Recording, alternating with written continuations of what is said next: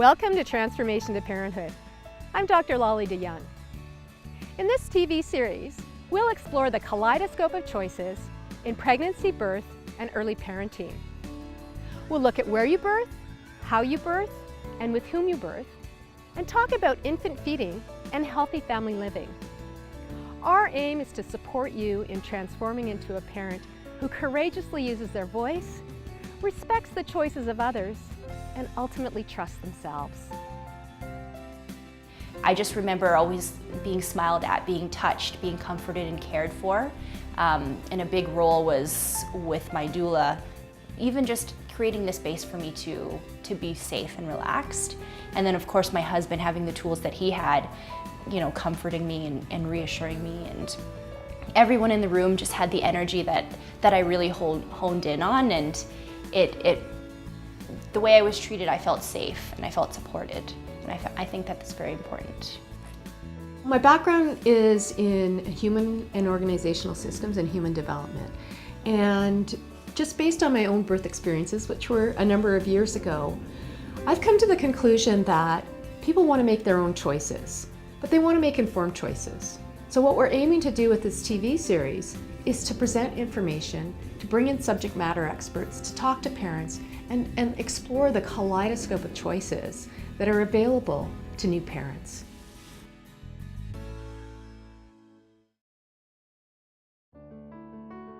The transformation to parenthood is unique. As unique as pregnancies, as births, as babies, it's unique. And you just can't be prepared for what that path has. You just have to be present and be accepting and be patient and let that path unfold, and to trust that it will unfold and that it's the right path for you.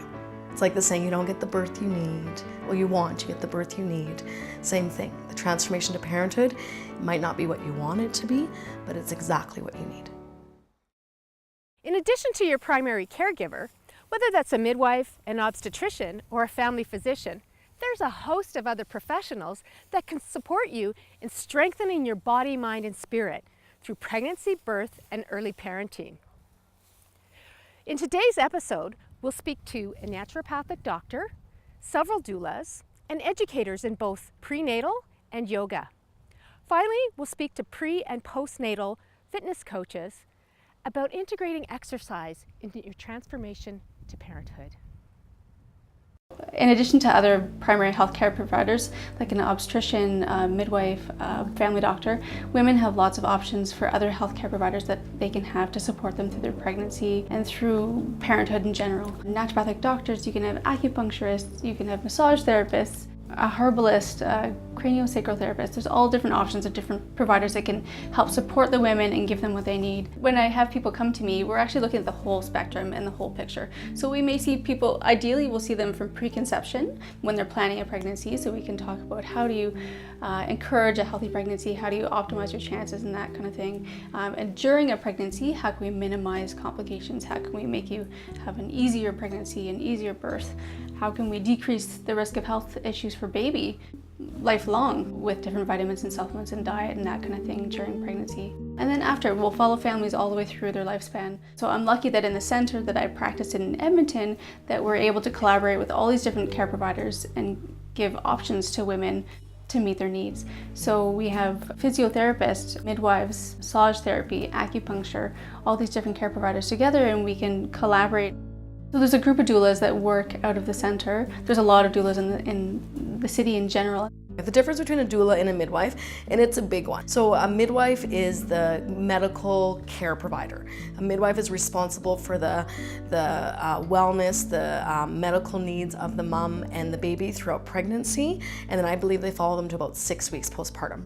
The doula is a person that supports families during their pregnancy, during the labor, as well as the immediate postpartum period. We take care of their emotional needs, their psychological needs, but we also educate them during the pregnancy period.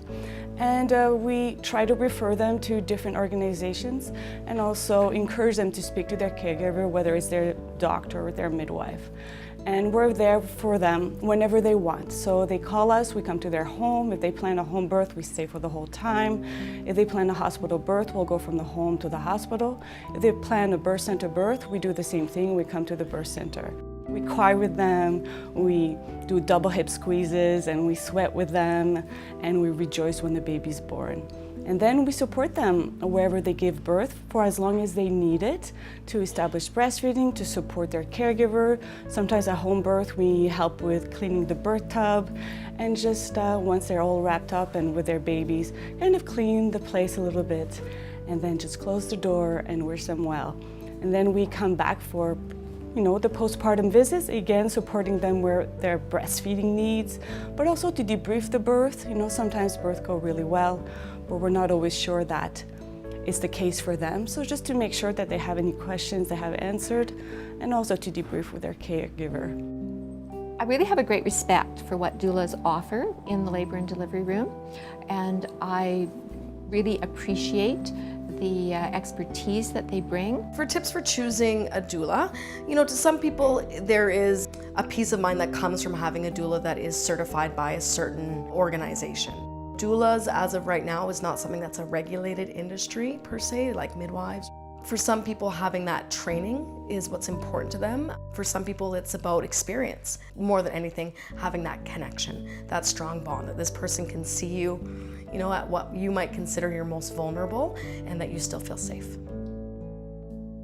What I wanted to do for other women is not be their advocate, not be their voice, but create the space for them to have what I felt, which is a complete transformation. It was just the release of all of the questions that I had. What is this gonna feel like? What does pain feel like? And I just substituted that with love. One of the things that many pregnant women like to do is to take classes. In this segment, you'll hear about prenatal education and yoga classes. So after the birth of my daughter, I really began to understand how important it was to surround yourself with people who understood what you were going through or who were just there as a sounding board. My experience with birth was great, postpartum was a bit rough, but listening to stories of other women, I was jaw-dropped at their experiences and knew that there has to be a way to educate and support so that women know that they do have other options and that the experience can be really great. Childbirth education is kind of a missing link. So we have people that have been exposed to childbirth, we have some that haven't. A lot of first-time parents, they've never seen a baby being born, they've never heard what goes on, the noises that comes out of a female during childbirth. And a class is a way to kind of cover off some of that. The benefits of going to a childbirth class, there's a couple of them. One is interaction with other couples that are in the same period of space. So they're having a baby, they're going through all these emotions at the same time. The other benefits are you're getting some information that you're not maybe getting from your caregiver.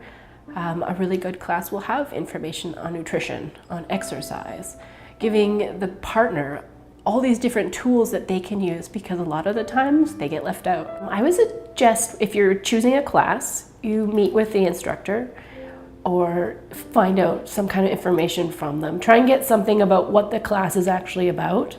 See if you can get a list of their classes and see if it covers the information that you are really wanting.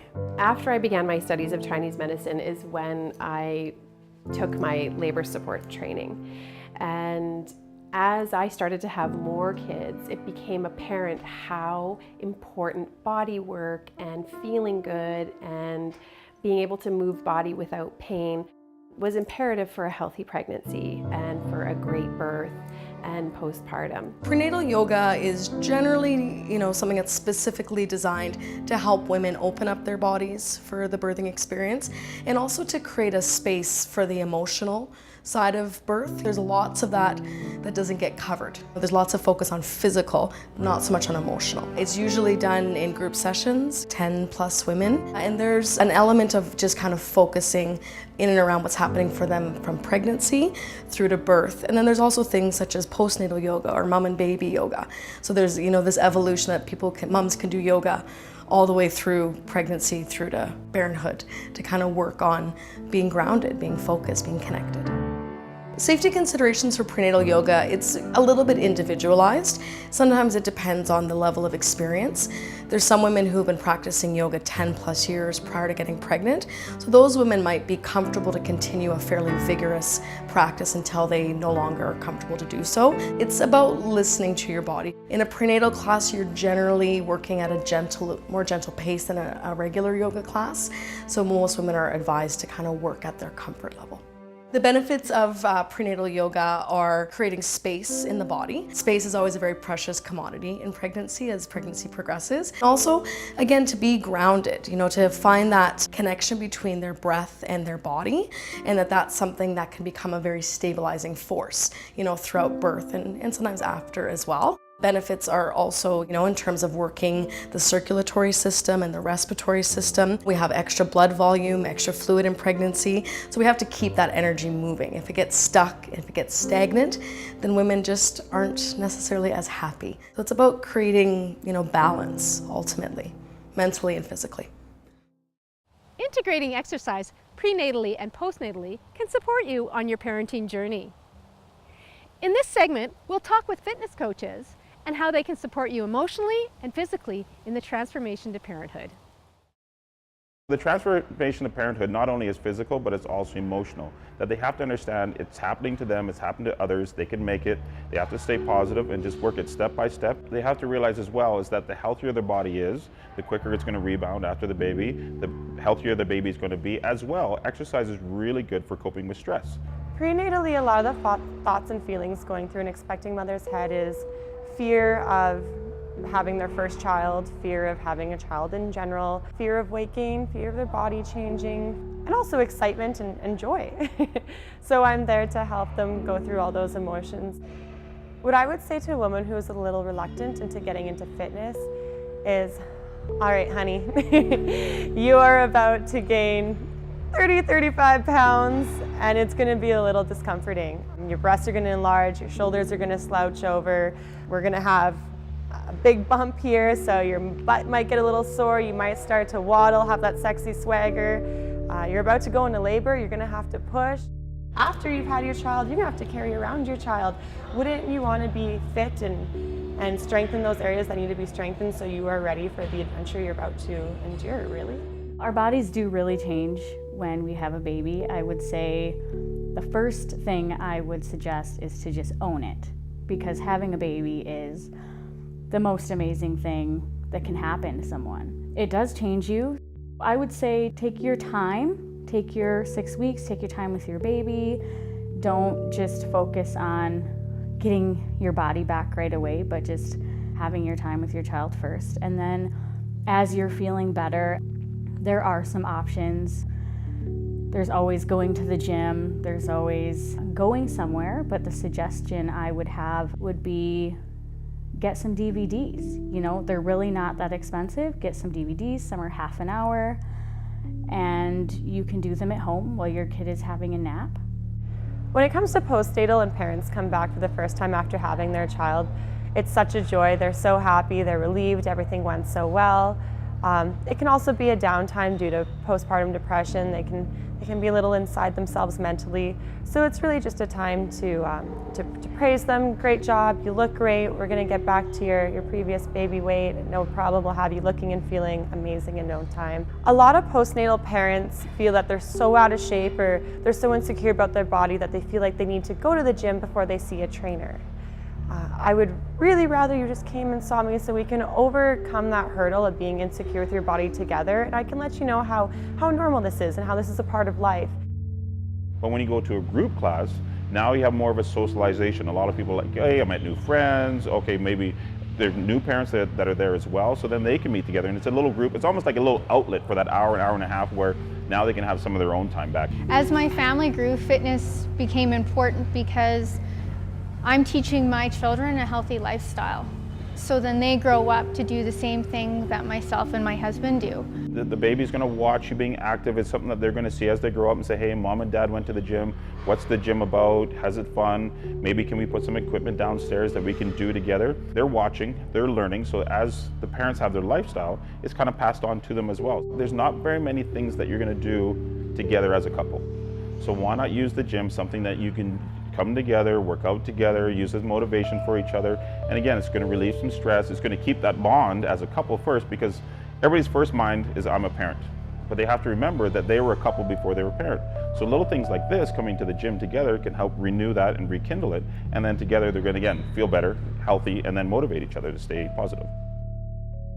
One of the key messages I like to share is that when couples do whatever they can to nurture their partnership during the transition to parenthood, they're really also nurturing their baby, because babies certainly respond well, kind of socially, emotionally, intellectually, to a parental partnership that's harmonious. So one really important thing to remember when a baby arrives in your life is that you cannot guarantee anything. Absolutely anything can happen. I had no idea how much we would transform as a couple. So that's something that I like for parents to know, that when they invest in their relationship in any way, that's also a way of strengthening the family unit and sort of supporting their baby's development. During the transition to parenthood, we change so much.